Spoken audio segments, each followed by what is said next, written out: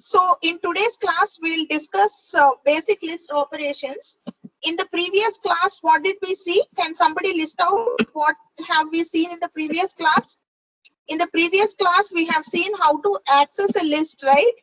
So we have seen how to access a list. And what was the second concept that we have seen in list? The second concept that we have seen in list is updating a list. So we have seen how to update a list. Okay, and the third concept that we have seen in list is nested lists.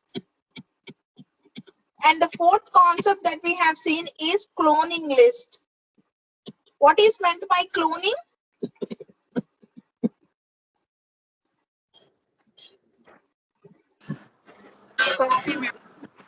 Referring Cloning, to cloning means creating a copy. Okay, so creating a copy of the list. Okay, right.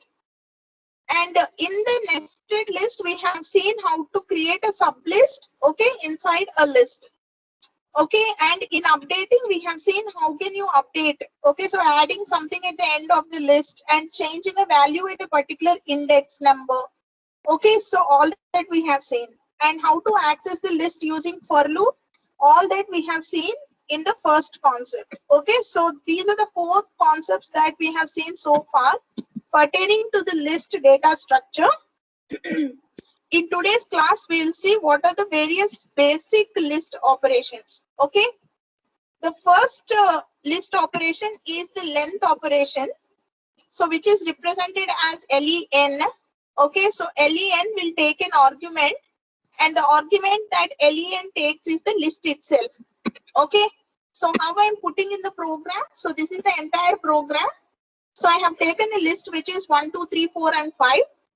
And then I am saying the length of the list is, then I said length and list. So here the syntax is that I am taking the length function, and this length function is taking an argument. What is the argument that this length function is taking? You can pass a string also. And here I am passing the list as an argument. So it will count the number of elements inside the list, and it will return the count. Okay, so it will return an integer for me. So this length function will return an integer, which is nothing but the number of elements inside the list. So this print statement will print that integer on the screen. Okay, so I have written some string associated with this particular printing of this particular return of the length. So I had length of the string is 5, because here length of the list is 5. Here there are 5 elements in the list. So it has printed 5 elements over here. So that is regarding the length function, which we already have seen in the previous classes. I have written it in many of the programs. This is concatenation, wherein you can simply use a plus to join two lists. So I have a list 1, 2, 3, 4, 5, and then I have a list 10 and 20. And by just using a plus over here, I can concatenate. Concatenation is joining two lists together. And where will it join? It will join at the end of the first list.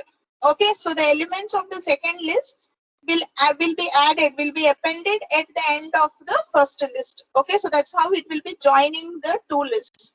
So this is regarding len and concatenation.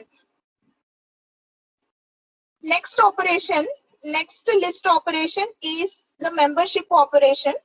So here we'll be checking in and not in are the two operators, membership operators.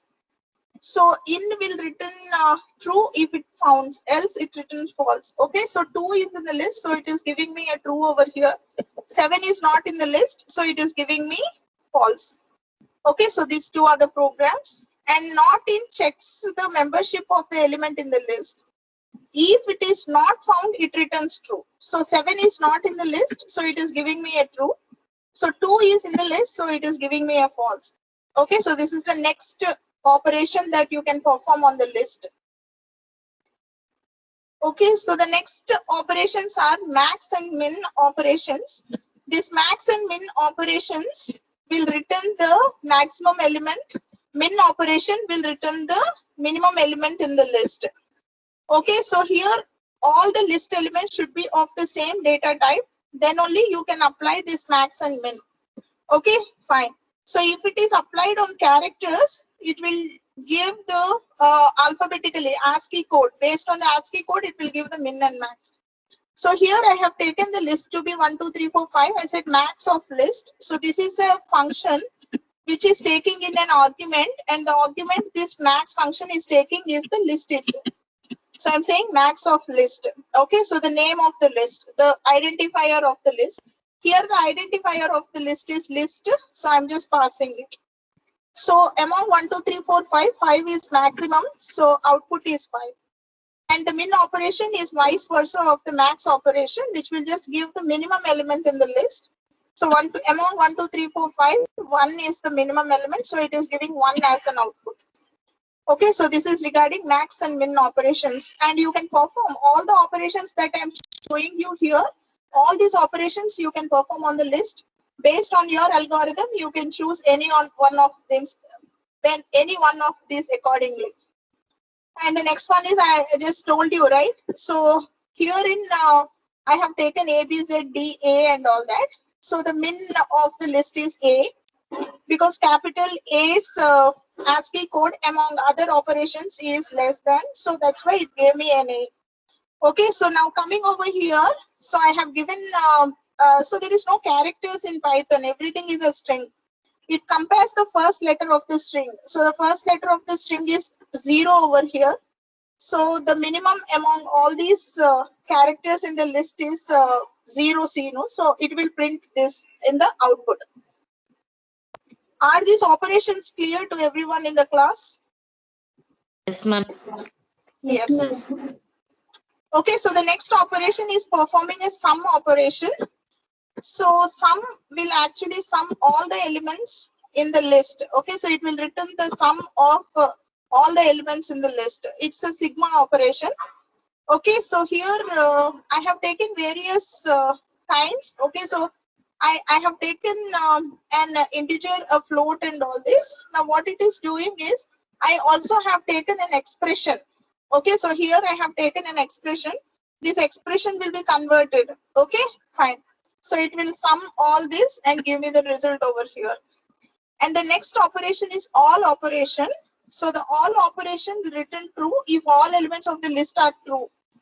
Okay, so if all the elements of the list are true, here true or false means that if it is 0, it means it is false. If it is any other value other than 0, it is considered to be true. Okay, so this is the scenario, but this is not the case in Java programming. So you have to remember many things about a programming language because some things are valid in some programming languages and some things will not be valid. Okay, so something which is valid in C may not be valid in Python and Java. Each and every program has got its own syntax and its own constructs. Okay, so here returns true if all elements of the list are true. Okay, so all the elements. So here, since all the elements are nothing is 0 over here, so it is giving me a true here. But here I have given a 0. So all the elements should be true, but one element is false, so the output also will be false. Okay, so this is this operation you can use to check the sparsity of sparsity inside a list. Sparsity means that the number of zeros. Okay, so you can find out like whether there are zeros or not. It can be used as a check. Okay, so you can check whether there are zeros in the list or not by using this function. And the next one is any. Okay, so this will actually returns true if any elements of the list are true. Okay, so if at least one element is true, then it returns true for me. So it is returning a true for me over here because one element is there, one is true, true. Okay, fine. If all elements are 0, then it will return false for me. Okay, fine. And next operation is converts an iterable. Okay, so here you can convert a string type into a list type by actually typecasting it. So what I'm doing, I'm typecasting it in the list. Okay, so I said I want to convert the string. Here the string is C no, and I want to convert this string into list. Okay, so when I convert, so when I print the string will be just printed as a group of characters in the output. There won't be any brackets, or there won't be any commas or nothing like that. When I print a string, the string will be group of characters. It's collection of characters shown on the output. But when I just have converted the string into list, okay, so I have done an explicit type conversion wherein I converted the string into list. So when I did it, each and every character has become, every character became one element in the list, and you can see the output over here. Okay, so the list converts an iterable to a list. Okay, so it can be a string or tuple or set or dictionary, anything. You can convert it into a list by using the list function. Next one is sorted. Okay, so what I have taken returns a new sorted list if the original list is not sorted. If it is sorted, it just gives the element as it is.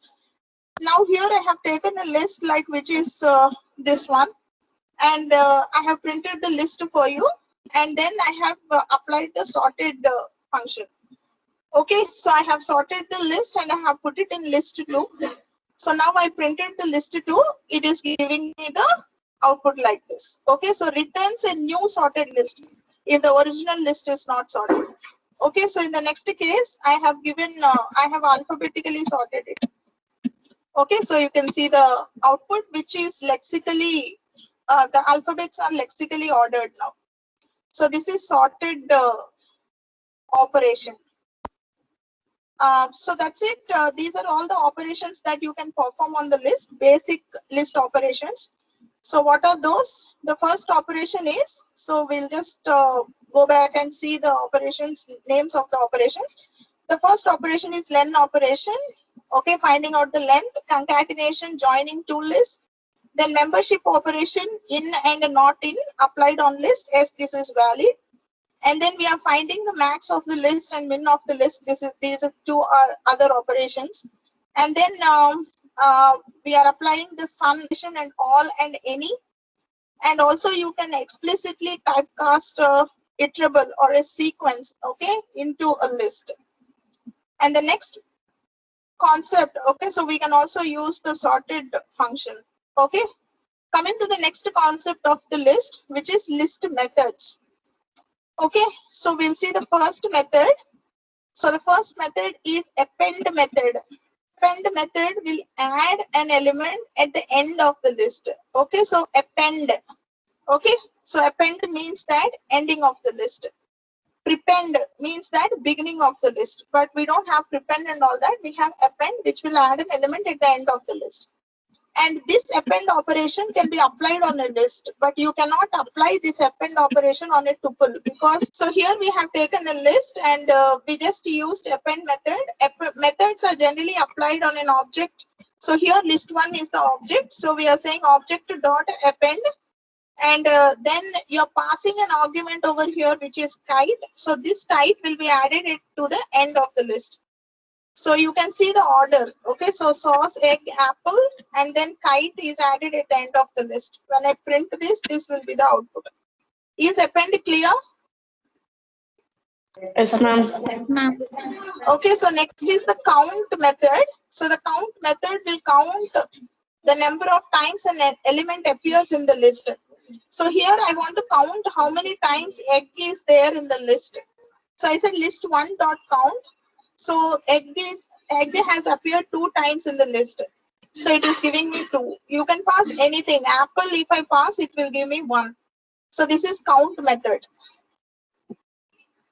Next is the index method. Returns the lowest index if there are duplicate values. Okay, so if there are more than 1 occurrences, okay, so what it will do, it will give me the lowest index if there are duplicate values. But if I just wanted to find out an index of an element, I can simply do that. Okay, so here a method which is applied on an object. So I'm saying list1 dot index, and then this is taking in an argument which is an element itself. So I want to find out the index of apple. Okay, so what it is doing, it is returning me the index of an apple. But you can see, girls, that there are 2 apples, but it will return me the first occurrence itself. Okay, so it will search only till here. It won't search further because it has found apple in the list. It will just return the index for me over here. Is index clear to everybody? Ma'am. Yes. Okay. So if I want to find out the index of egg, what will be the answer? 0. 0. Okay, fine. Okay, and the next list method is insert. Okay, so inserts an object at specified index in the list. So you can use this insert method to insert an object at specified index in the list. So I have a list which is having egg, apple, and cat. Okay, and I want to insert. So this is also applied on the object. You can see list1 dot insert, I said. And this is having two arguments. The first argument is the index where you want to insert, and the next argument is the string or the element, whatever. So here we are taking the string, so I gave a string. You can also insert other than string also, because list can contain any of the data types, right? You can insert a character, float, anything. But here I have inserted a string, which is and I want to insert it at position 2. So this is at 0 position, apple is at 1 position, and cat is at the 2 position originally. And now at index 2, I want to insert ant. So what is happening? So at index 2, ant is inserted. So index, but if you are saying list of, one at the index 2 is equal to ant, what will happen? Here, what will happen? If I at a particular index, if I am inserting, cat will go off and ant will get inserted. Replace jarugutundi. But here you want to insert, so cat also will retain in your output. Okay, so I hope you understood this. Yes, ma'am. Okay, and the next operation is pop operation. This pop operation removes an element at the specified index from the list. There is a condition over here. If no index is specified, so if you are simply saying pop, okay, so if you are simply saying pop, it removes the last element in the list. Keep this in mind, because in the later slides, I will be using this pop to convert your list into a stack. So I want all of you to keep this in mind. If no index is specified, it removes the last element in the list. Else, if you specify the index, it will remove the element at that particular specified index. Now I'm having 3 elements. So 2.3 is at index 1, 9.2 is at index 1, 2.3 is at index 0, 9.2 is at index 1, and 100 is at index 2. Now I said list1 dot pop. So when I say, I didn't mention any argument over here inside pop. Okay, so if no index is specified in pop, what it will do? It will remove the last element in the list. So 100 is printed on the screen. And do see once again what it is doing. It is returning something. Okay, so the pop operation returns the element that it has deleted. So it returns the element that it has deleted. So it is having some return value over here. Fine. And in the next case, I said list1. In the next statement, I said list1 dot pop 1. Okay, I specified the index. Okay, so here I want this pop operation to remove the element at index 1. What is the element at index 1? Which is 9.2. So 9.2 will be removed from the list. This is the pop operation. And the next list method is remove. So remove removes from the list. If element not present, you will be getting a value error is generated. Now, for example, in pop, what we have done, we are mentioning the index. Okay, so in pop, you will be mentioning the index. But in remove, what we'll do is, you don't know. In case if you don't know the index, you will directly pass the element. So here I'm passing whether to remove 8 from the list. Since 8 is not in the list, so I'll be getting a value error over here. Okay, so in the next case, I have some duplicate values in the list, and I want to show you how to remove 2 from the list. I directly have passed the element which is 2. So it will remove the first occurrence of 2 from the list, not all occurrences. It will just remove the first occurrence of 2 from the list. So what will happen? The first occurrence is removed from the list. I hope you can see this in the output. Is this operation clear? The remove operation? Yes. ma'am. And this remove operation is not returning anything. You see that I have not written it in the print statement. Make that observation. I want all of you to look into it very carefully. Ikkada, so what I did here, I didn't write it in the print statement. Okay. So, and also, if you see here for the pop operation, I have written it in the print statement. Did you see that? Yes, ma'am. Yes. Okay. So, like this, just make an observation like this. Okay, fine. So, this is the remove operation. And next is the reverse operation. So, the reverse method will reverse the elements in the list. Okay. So, I just said list one dot reverse and I'm printing the list one. So, all the elements are reversed. Now, this is sort. Okay. So, in the previous case, I have discussed the sorting function. Sorted, right? So we already have seen sorted and this is sort. These two are different. Sorted is different from sort. Now what is the different? What is the difference? What did we see in the sorted? What did we see in the sorted? Let me scroll back for you. So this is the sorted. So what it is doing here? Sorted returns a new sorted list.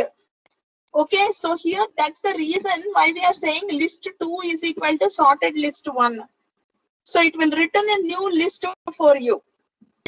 Okay, so in both the cases, I have taken a new list. So there is a return for this particular sorted method.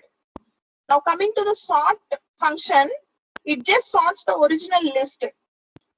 Okay, so that's the difference between sorted and sort.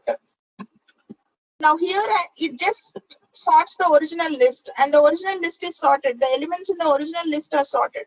Sometimes you don't want the original list to be sorted. And for example, say that I'm having the student marks.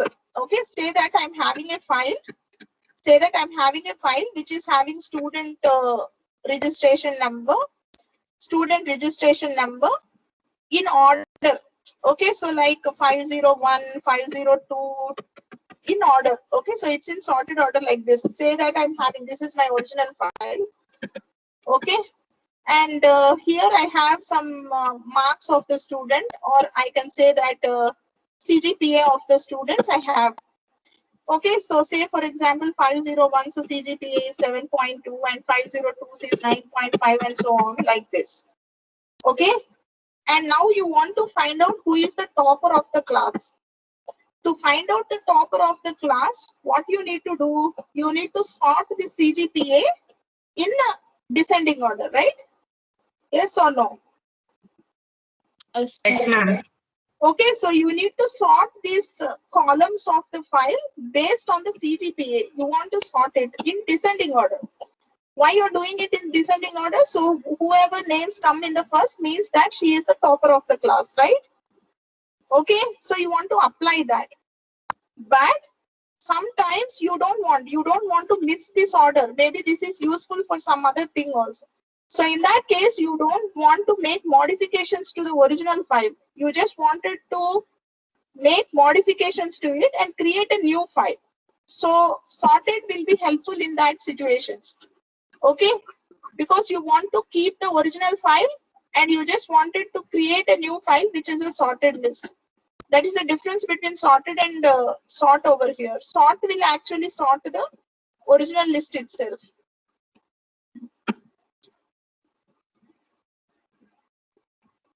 Okay, so this is another way where it is lexically sorting it.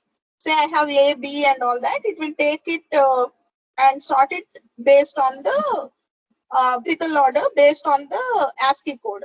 Okay, so I have taken 1A, mapped and 2 and B and C. It considers M and capital B and C over here. So that's why capital B and then A and all this comes like this. Okay. And next is the list methods. Okay. So the extend method. Okay, so the extend method adds the elements in the list to the end of the another list.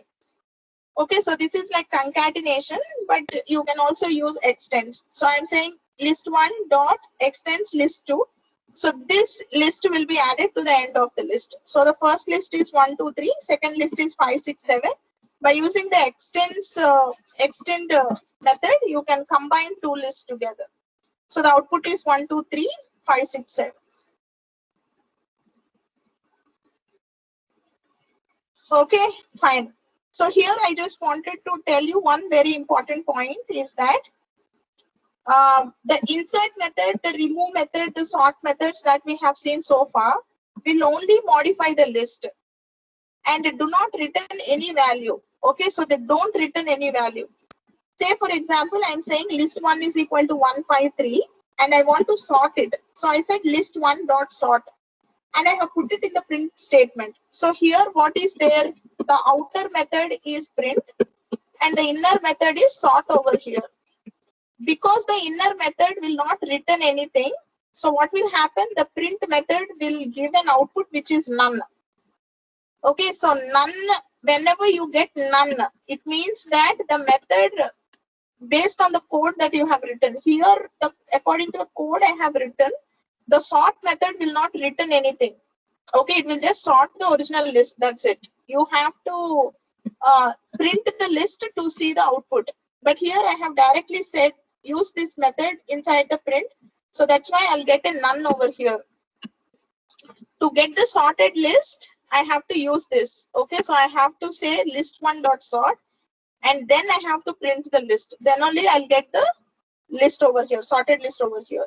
So insert, remove and sort methods, they do not return any value. Okay, so whenever you are using them in the print statement, be very careful because you may end up getting a none in the output. Is this? So the next is delete, remove and pop operation. So here I'm just comparing the delete, remove and pop operation over here. See, the three seem to be similar. Okay, so delete, remove and pop. They are removing something from the list. They are deleting something from the list. Now here the remove deletes the matching element from the list. Whereas, so here if you remember the syntax of the remove operation, in the previous case, see, I have given directly the element. I have given 8 there, right? So I have directly given the element. Okay, so this is the element. I'm giving the element directly in the method. Okay, so but for the delete and pop operation, I don't know whether you remembered or not.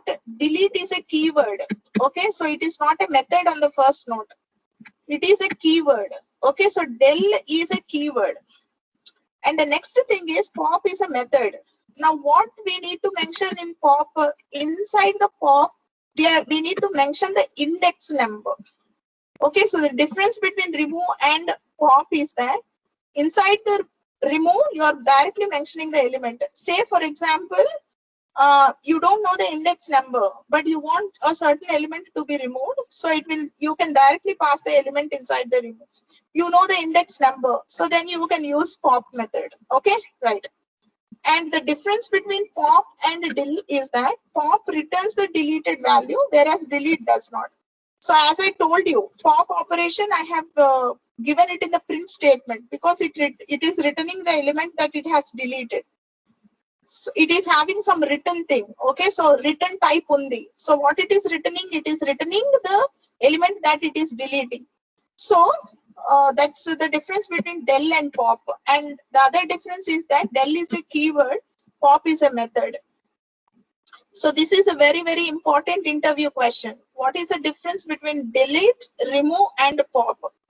Okay, so delete, remove, pop, all these three does the same things when you apply on the list with slight differences. Okay, so the remove method will take in an argument which is the element itself, whereas the pop method will take an index into it.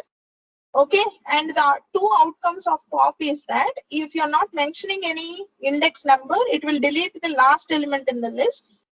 Else it will delete the element specified. Okay, so at particular index is specified. And del is a keyword which will delete a particular element, but the difference between pop and del is that the pop will return the element that it is deleting, del will not. Okay, right. You can also create the list by using the list constructor. Okay.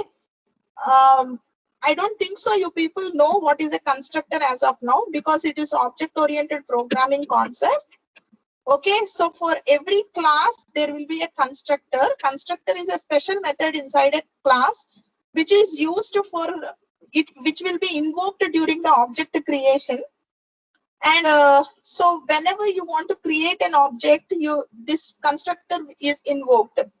Okay, so for every class here, this is an we are talking about list, right? List is a class. Okay, so don't understand also this slide, especially this slide. If you don't understand, nothing will happen. Don't worry. Okay, because we didn't go into the concept of classes. So because we didn't discuss the classes concept, this slide may not be easy for you to understand. But remember this syntax and all this, that you can also create a list. How you're creating a list? You're just saying list is equal to, and you're putting a square bracket, and then you're giving the elements in the list. This is how you're creating a list so far. But you can also create a list by using the list constructor. So what I'll say, the left side, I'll be giving the list identifier, and then I'll call the constructor of the list. The constructor of the list will have the same name like the class name. So the class name is list itself. So I'm saying list, and then I'm putting parentheses, and I'm then saying 1, 2, 3. So what it will do is it will create a list which is having elements 1, 2, and 3. So when I print list, it is giving the output like this. You can just take a look at it. Okay. So in interviews, if they ask you like, can you create?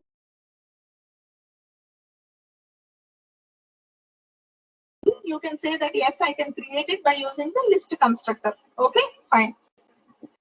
And this is where I just wanted to show you that Boolean literals also can be there in the list. Okay, so what are all the elements that you can include in the list? Okay, so I can include integers, I can include floats, I can include characters, single character, I can include a string, I can also include the Boolean values. Okay, so any combination of all these can be there inside your list. So I have given the Boolean literals as the elements of the list. So this is totally valid.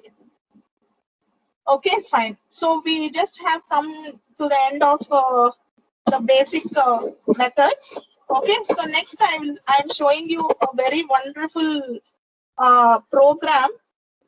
So which will actually make a list as a stack. Okay.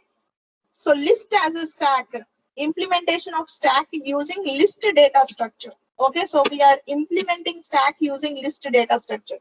Can somebody in the class tell me what is a stack?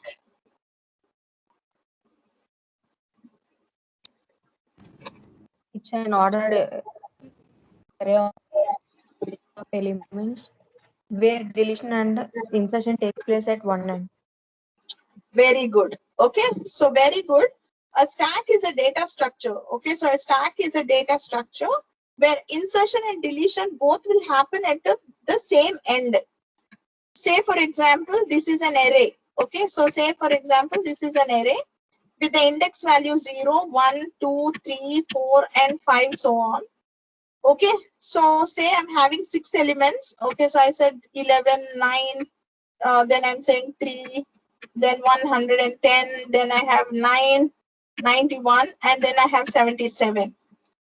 Okay, so say I'm having all these elements in the stack. Okay, so I'm saying this is a stack. The concept is like it's an array itself, but I am saying that it is stacked based on the rules. Okay, so how I'm accessing the elements.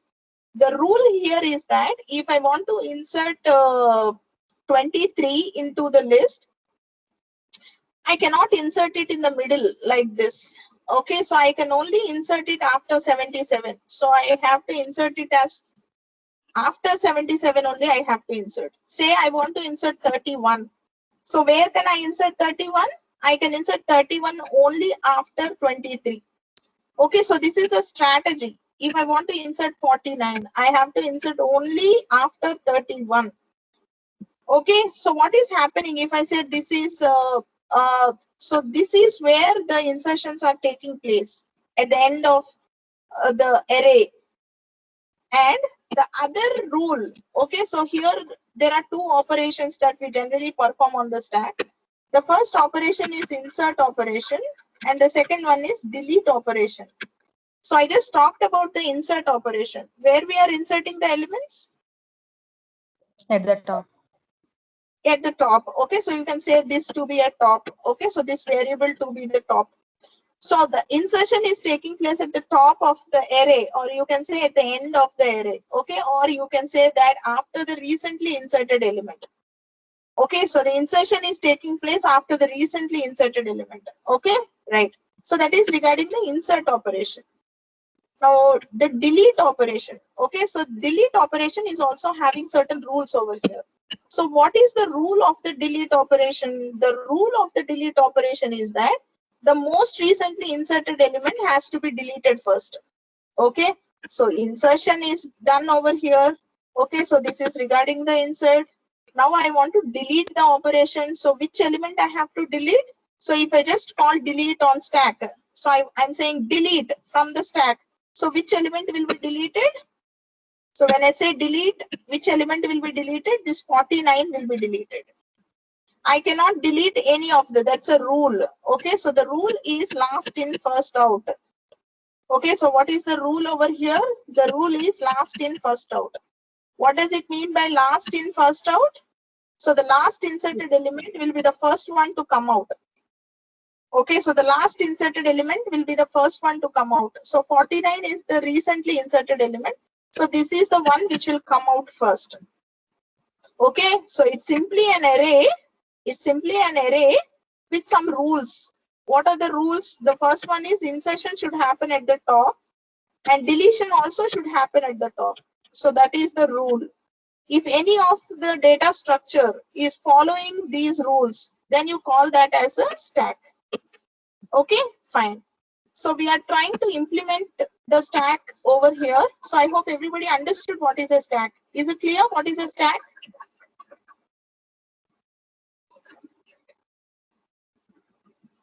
Is it clear, girls, what's a stack? Yes, ma'am. Yes. Okay, so we are trying to implement the stack using the list data structure. So I have taken a stack.